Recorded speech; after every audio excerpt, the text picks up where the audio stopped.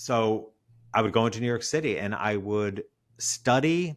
I would go into high-end brands and high-end experiences, but study the people, not the brand. Like, what are they looking at? If I were them, what am I seeing? If I were them, what would make me want to buy this? If I were them, how would that price resonate for me? So I gave myself a 3-month deadline and I studied the triggers, what I refer to as the emotional triggers. If I were them, if I were a wealthy person, what would I need to see, hear, and feel?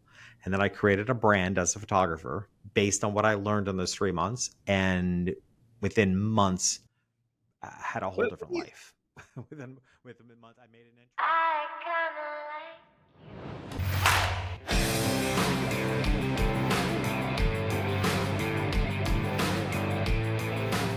Hey, welcome to Networking Star. Here on Networking Star, I'm your host, Jeffery Boyle, and I interview some of the most interesting, provocative, and just thought-provoking entrepreneurs all across the world.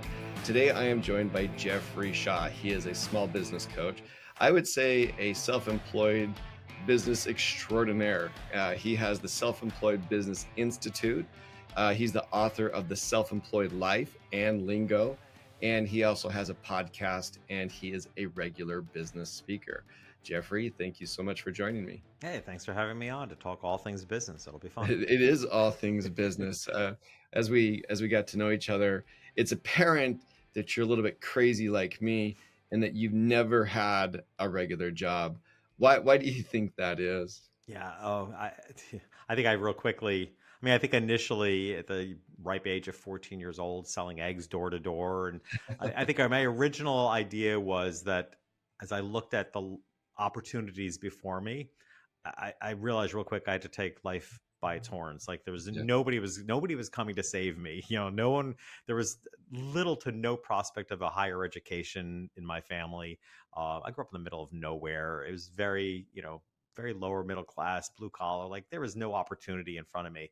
But deep inside myself, I felt like I had so much more potential. And I was an incredibly shy kid. So I did everything I could to hide from people. But in that solitude, there was something inside of me that was burning. And I'm like, it seemed to me the rest of the world saw that I had very little potential. That's the way it felt to me. That everybody else saw very little potential in me, but inside myself, I saw a lot of potential in myself, and I was going to bust out somehow, and I was going to figure out how to do it. So to me, self-employment and taking bull by life by its horns was the only way that I was going to do it. So Yeah. having a job never even crossed my mind, because that meant somebody else would have to take care of me, or I'd have to please somebody else, and it just wasn't in my DNA. And then once I got rolling, through my teens, selling eggs, selling anything I could door to door. By 20 years old, I went off to photography school. The one skill I knew I had was talent as a photographer. And I leveraged that into a 40-year career, being the family portrait photographer for super affluent families, which is even Wow. crazier because I didn't come from that world, right? But I had a skill, and more than anything, I had a desire to serve what felt to me as the people I was meant to serve. And to me, they were people that were planners like me. They were dreamers. They were big thinkers. They were people living big lives. And so I related to them, and I became their family photographer for, like I said, I've been doing it for 40 years. I do very little of it today. And that led me to everything I do today, writing books and launching business institutes, etc. Well, you talk about that you had never worked with the affluent, but yet you connected mentally because they're dreamers. Uh, how do you create an established brand like that? Because it seems to me that you came from almost nowhere, Yeah. and you built up a brand of affluent customers. Yeah. Why do you think you connected so well with affluent customers? Because there's a lot of small business owners that are trying to figure that out. Yeah. Well, first of all, one of the things, and as a speaker, one of the things I speak on is the luxury market, because as I Yeah. say all the time, I don't just know the luxury market. I was in their closets. Like I can tell anybody the inside secrets on how to get into the luxury market and succeed there, because having been, everybody has it wrong, right? You don't Mm, you don't want to serve the luxury market because you think the roads are paved with gold, because they're not. It's not easy, and if they smell that, you're out. yeah. Right? So, any thought you might have is like, oh, I want to serve wealthy people because that's where the money is. You're out of the game, right? So, step number one, you have to not think that way. There has to be another alignment, another basis. And for me, that alignment came from um, I thought like them. Like I realized as a photographer, so much of what I was marketing was long term thinking, Mm, and more than just the cliche of having photographs to hand down from generation to generation, but longer term thinking in that I was the youngest of three boys. And I think what had a dramatic impact on me is that, I was, as the youngest of three boys, when I came along, my mother had to go back to work. My brothers had a stay at home mom, and there was 4 years between me and my next brother. So mm, I seemed to tip the scales financially, as often happens in a middle class family. So my mom had to go back to work. So my brothers had a stay at home mom, and I was shifted off to an abusive babysitter, and she was horrible. that's not good. Right. So and then financially, the money wasn't there. I tipped the scale financially. So, I got the hand me downs. I did. So, what all this, so the impact it had on me is there was like one photograph of my childhood. So there was no physical, Wow, that's crazy. A right? photographer. And do you think that helped inspire you to do that because of the lack Yeah. of what you had? I didn't realize it then because I wasn't looking for any photographs until later. Like it isn't why I became a photographer, but I realized that I had this really strong, passionate drive to make sure children got treated fairly and Hmm. equally. Now, here's the thing, and here's why that's key to serving the affluent market. When you have money, money isn't your excuse, Right, right? So you can't, if you're a family of affluence, you can't send two of your kids to an Ivy League school and send the third one to community college, right? right. It doesn't work that way. Likewise, you can't have portraits on your wall of two of your kids and not the third one, right? Because if you have money, money isn't the excuse. And in middle class, lower middle class, my parents can tell me it's like you didn't get equal treatment as your brothers because we didn't have the money. We did, we now had three kids we couldn't afford, and I'll buy that. I'm like, yeah, I can understand that, but that doesn't work if the funds are there, the resources are there. So I realized a deeper alignment with my need to serve affluent people. I realized there's a greater alignment of understanding what made them tick and how they thought. And then I had to get practical about it. And of course, this all comes through mistakes, right? The first mistake I made is when I got out of photography school, I went back to my hometown to try to build this photography business based on these principles, and it fell flat on its face. And after 3 years, is a do or die moment. I either became a cheap, inexpensive photographer to match the market, or I Right. pursued the market that would fill my desires and values. And of course, I chose the latter. So then I got practical about it. How do I do that? And this, by the way, is really the basis behind my first book, Lingo. Um, Lingo is a brand messaging strategy. Like this was a world of people I didn't know, but I could serve them if I could understand their lingo, if I could understand their secret language and what makes Mm, them tick. So what I did was I lived about an hour and a half out of New York City, and I took what little money I had, and we're sometimes $10. I mean, there was a time I didn't have a quarter to pay for a toll. I was driving into New York City, and I had forgotten that I didn't have any money on me. I didn't even have a quarter to pay for a toll, um, and literally they gave you an IOU in those days. Um, so I would go into New York City, and I would study. I would go into high end brands and high end experiences, but study the people, not the brand. Like, what are they looking at? If I were them, what am I seeing? If I were them, what would make me want to buy this? If I were them, how would that price resonate for me? So I gave myself a 3 month deadline, and I studied the triggers, what I refer to as the emotional triggers. If I were them, if I were a wealthy person, what would I need to see, hear, and feel? And then I created a brand as a photographer based on what I learned in those 3 months. And within months, I had a whole different life. within months, What I do you, made an entry into that market, and it took off almost immediately. well, what do you think? As you did that, you almost reminded me. I know it's completely different, but that's how the Wright brothers learned to fly. They didn't study what other people were doing that were failures. They studied birds. So you wouldn't actually just observed what It's the people were. best analysis I've ever heard. I've never heard that. I love that. Well, it just I love Study the history, birds. Yeah. and I love, you know, I love bootstrapping to success type of things, because I think if you're a entrepreneur, unless you were born with the Rockefeller last name or some of these other big names today, you've got to bootstrap your way Mhm. there. And so you essentially just became a student of people and of what they were doing in order for you to succeed at photography. That is really an interesting perspective on 100%. that. What did you notice? I mean, because there's no end to big brands in New York City. Yeah. What did you notice as you were going around and observing these people Yeah. for these mannerisms, or Yeah. what stood out to help you understand how to be a better photographer? And well, first of all, it wasn't about being a better photographer in that I wasn't looking to improve my skill set. I was confident in my skill, Uh-huh. right? And that's one thing people make as a mistake. The reason I founded the Self-Employed Business Institute was that reason right there. Because after 9 years of coaching people, actually, yeah, well, more than 9 years, about 10, 12 years of coaching people. I was having a conversation with a friend of mine, and I said to her, I said, I have coached people in all different industries, but they all have one thing in common. They're all really good at what they do, but they're in industries where nobody taught them how to make money at what they do. Mm, And that drives me crazy. I want to solve that problem. Somebody needs to solve that problem. And she looked at me and said, why not you? And mm. I said, you're damn right. Why not me? So I founded the Self-Employed Business Institute to teach real life in the trenches business practices for people who are running their own businesses. Right? It's not MBA, it's not PhD. This is the real world. And actually, many of our students have MBAs and PhDs. They come to us because they're like, yeah, that was all well and good, but it's not the real world. I teach the real world business education. What I, so I was never out to improve my skill set. I had confidence in that. What I did differently, that's why I loved your comparison about the Wright brothers, is that you're right. Most people study the brands. I went into it, I just put myself in those situations. And as I share the story in my book, Lingo, my primary teaching lab was Bergdorf Goodman. If anybody's not familiar with it, Bergdorf Goodman is a one of a kind store on um, Fifth Avenue and 58th Street that millions and millions and millions of people walk by every day. And by and large, the greater percentage of people don't even know the store is there. Positioned in prime foot traffic that your average person is walking right by. Why? Because they're not for everybody.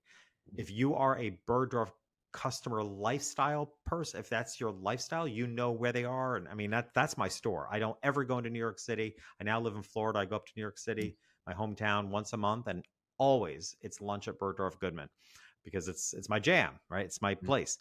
What I discovered in there by spending so much time in this store and paying attention to what made people tick, some of the things, first thing I observed is that I had a photography business up to that point that had a generic photography name. It was actually called Light Images. Very clever. First thing I noticed is that, wow, there's value in this store and designer names. People are buying into the person, the personal brand. So I changed my brand to Jeffrey Shaw. Fortunately, I was granted a gift at birth where I have a very, clean name, Jeffrey Shaw. It's a very marketable name. So I leveraged that. I looked at pricing psychology. Now I grew up going to discount stores where everything's, priced down to the cent. Well, in stores like that, everything's just rounded off. Pricing is incredibly vague. It's not because they're trying to be elusive or that rich people don't care about money. It's because they're trying to tap more into the emotions of why you want to buy that thing and not caught up in the transaction of the money. And in fact, in a high-end store like Bergdorf Goodman, even Neiman Marcus in some locations, you won't find a register, right? The registers are literally in back rooms or tucked behind merchandise. Why? Because the focus is not on the transaction. But if you go to Target, what do you see? You Cattle see call of a registers, row of right? registers for Right. sure. Yeah. So they're tapping into a transactional mindset. We want you in and out. We want you to, it's a value-based, cost-effective, and in and out, where the high-end experience is not about the transaction. It's about the relationship. Okay. So pricing psychology stood out to me. Designer names stood out to me.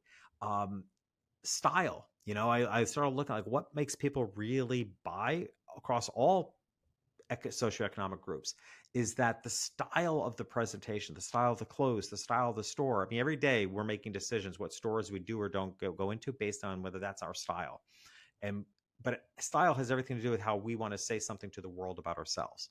And affluent people are highly conscious of their representation in the world, right? They need to buy things at a certain price point in order to maintain how they see themselves in the world. Mm-hmm. Okay. They literally need to spend an exorbitant amount of money on certain things because it's how they see themselves in the world. And if they don't make that purchase choice, they may see less of themselves in their place in the world. Right. So So many things. Like I said, my entire principle behind business and everything I do is about really getting into the perspective of the people, the audience you want to serve, and really being them and imagining if I were them, what do I need to see, hear, and feel? And that's what I unpacked.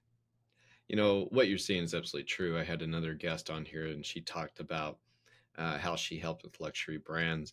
And it made me think of everything from pens to watches. Whenever I was in Asia, if I didn't have an expensive pen, the people looked down on me. And Interesting. then the next trip, I had an expensive pen. And then I realized I wasn't wearing an expensive watch. So to have more credibility, the next time I came back with a Rolex, I don't like wearing Rolexes. I like my Apple Watch. It tells me everything that I need to know. But you're right. When you're in a world where you're being judged for that, and you can say that's not right. Well, it's just the way it is. If you want to play in certain circles, you have to be like that circle. So tell me a little bit about then with, as an entrepreneur, you're right. A lot of us are just born this way. We are born as entrepreneurs. Tell me how you help people that may not have been born that way, that perhaps grew up in an employee mentality or grew up in a household that the dad or the mom were just middle class, perhaps not entrepreneurs. How do you help a person get that freedom that the lifestyle creates as a small business entrepreneur? Yeah. I think it's if I had to summarize it, and then I'll talk more specific, it's sort of a process of unleashing Hmm. and then opening up the opportunity. And I say unleashing first because um, there seems to be often, particularly that person who may not grow up in the environment as I didn't, that seem to give a lot of opportunities.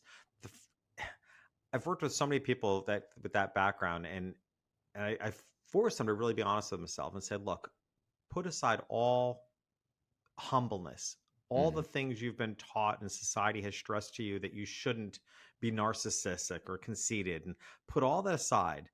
If you're really, really honest with yourself, do you see more in yourself and believe that you're capable of more than what you're living? And in the end, almost everybody says yes. And I got that question honestly from watching an interview with Oprah Winfrey, where Oprah was being interviewed.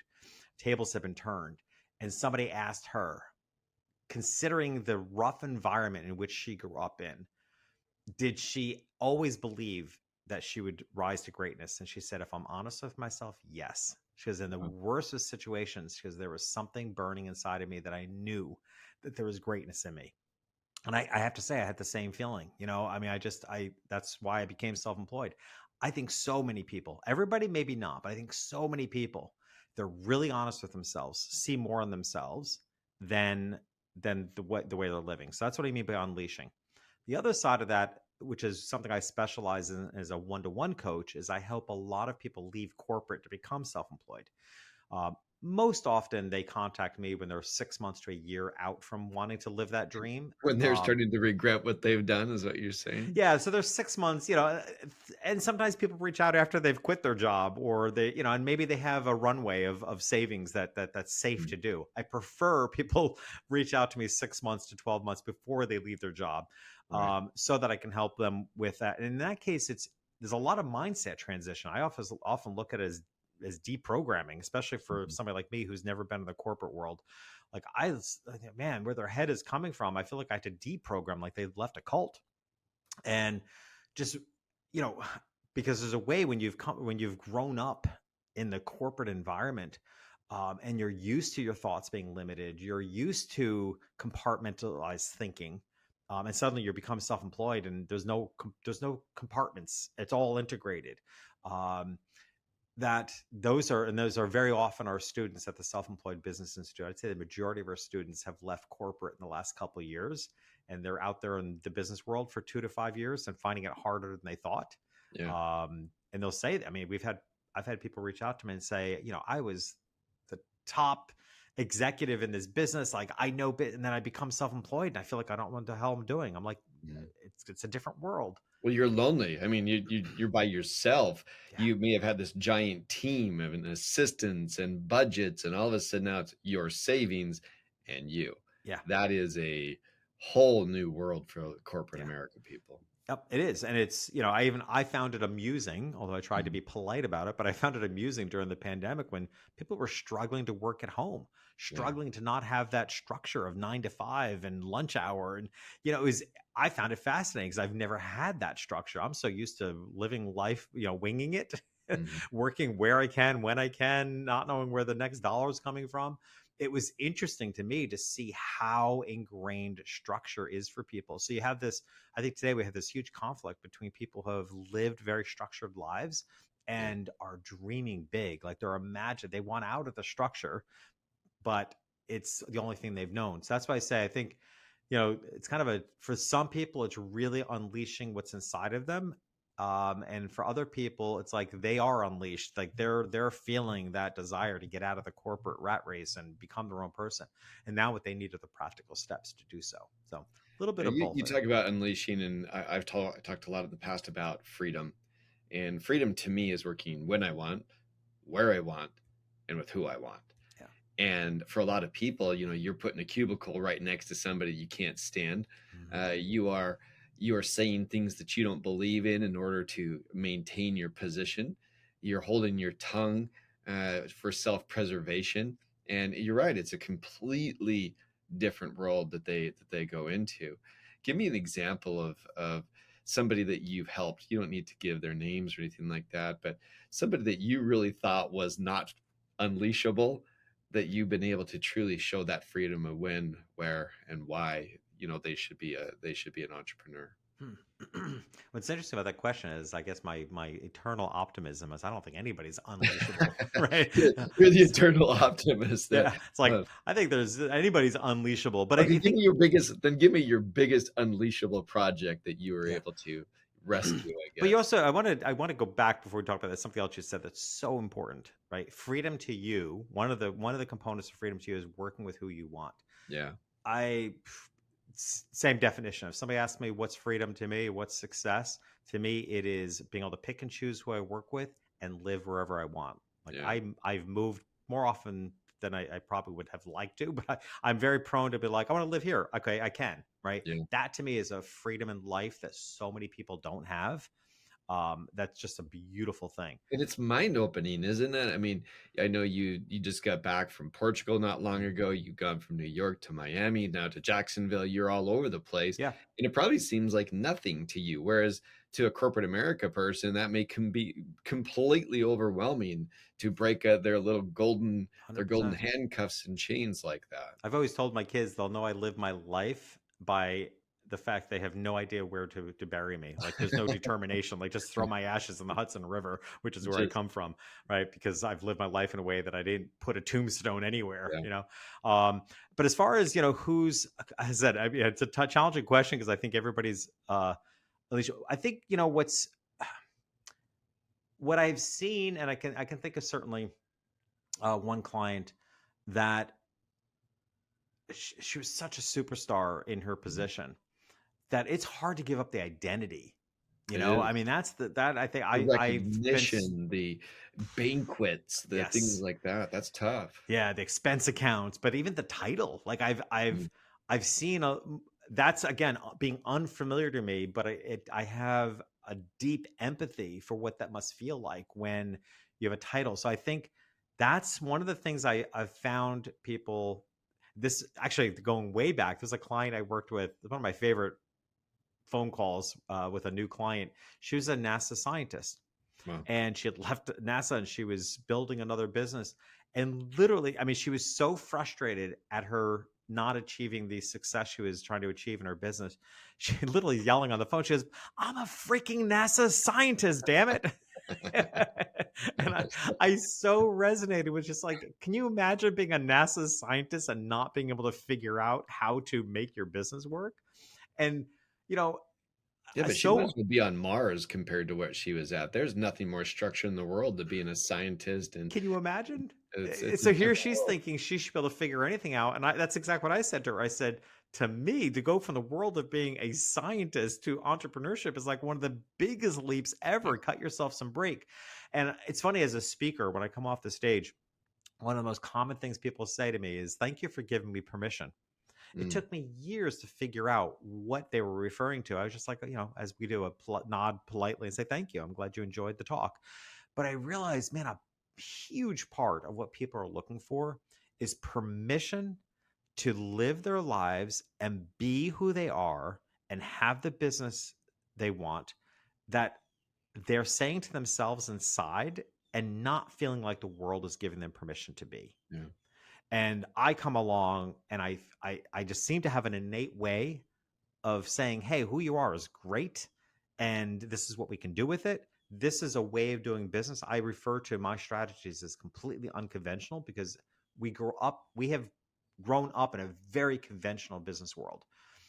That conventional business world is very transactional based. But when you are running your own business, no matter what industry you're in, I have yet to find a business that when you're self-employed, running out on your own, that isn't relationship based. In one way or another, even if you have a product or a service that people don't repeatedly buy, the referrals are important. The satisfaction of knowing you worked with you did your best is important. So relationship is everything. And that's one of the biggest distinctions. So literally everything that you know in the world of business, you probably have to do the opposite of it to succeed when you're self-employed. So you're saying take the George Costanza approach, as whatever thought you have, do the opposite if you've been a corporate American. Pretty much. Yeah. I mean, I actually have a keynote where I call it the unconventional strategies, and side by side, I give examples of like, this is the way the conventional world does it. Yeah. And I mean, the classic example, which is so obvious when I point it out, is how many businesses, transactional based businesses, cell phone companies, cable companies, et cetera, that give an offer for new customers only. Well, when you're in a relationship business, there is no faster way to piss off your customers than to give a deal to new customers that you're not giving to your existing customers. In fact, flip it upside down, the George Costanza approach, flip it upside down. And I think every business that's relationship based should have an offer and benefit to their existing customers that new customers can't get. Yeah.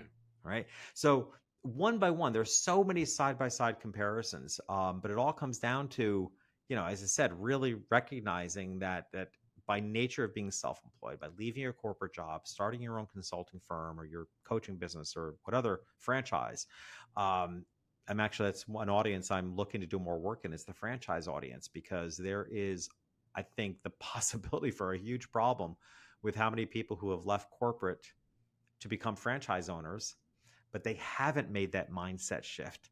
So now they're trying to run a local franchise on a corporate mindset, and it doesn't work because they're now a local business. You make some great points on your Instagram account, and I want you to share that.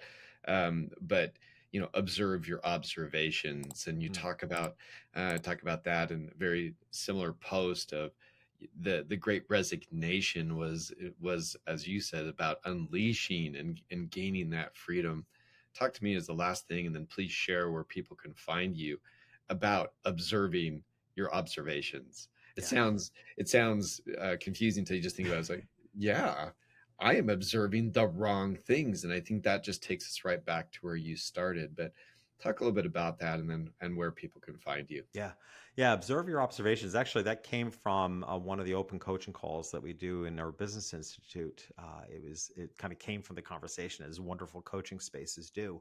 And I realized that there's two sides of it. You just laid out one side that, you could be observing the wrong things.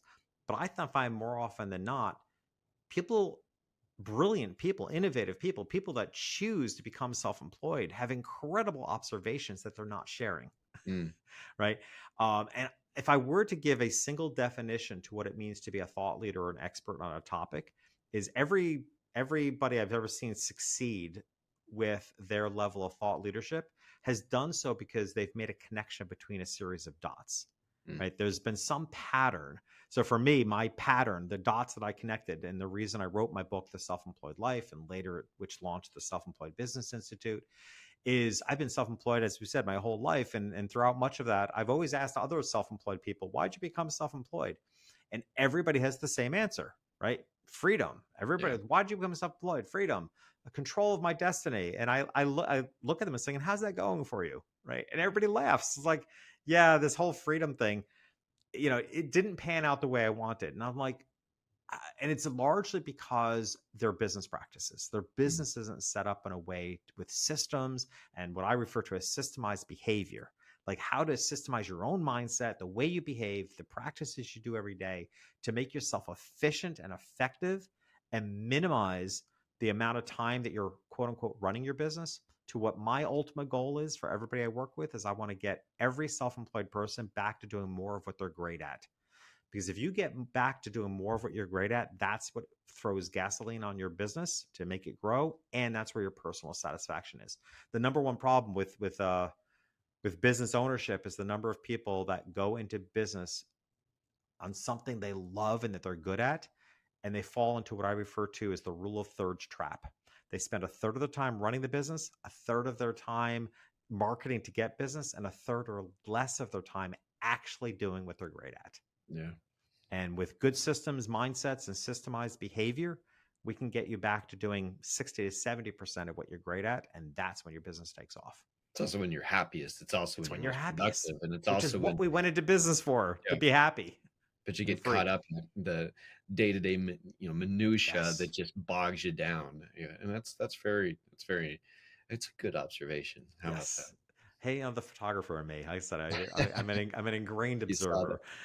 So as far as how people can find out about me, actually, there's a couple of, since we've talked so much about self-employment, I'd say the number one helpful tool for your listeners and viewers would be go to selfemployedassessment.com. So really cool custom algorithm.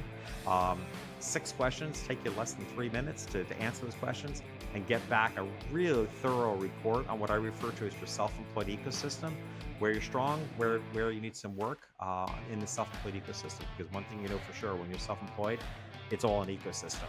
One thing affects the other. Like you're not getting out any other way. So again, selfemployedassessment.com. It's a fantastic tool. Get there, and you'll find me the rest of the way.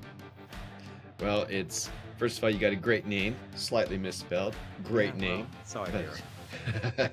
We talked about that, but I think we know that mine's misspelled. But appreciate you being on Networking Star. Thank you for having me. I appreciate it.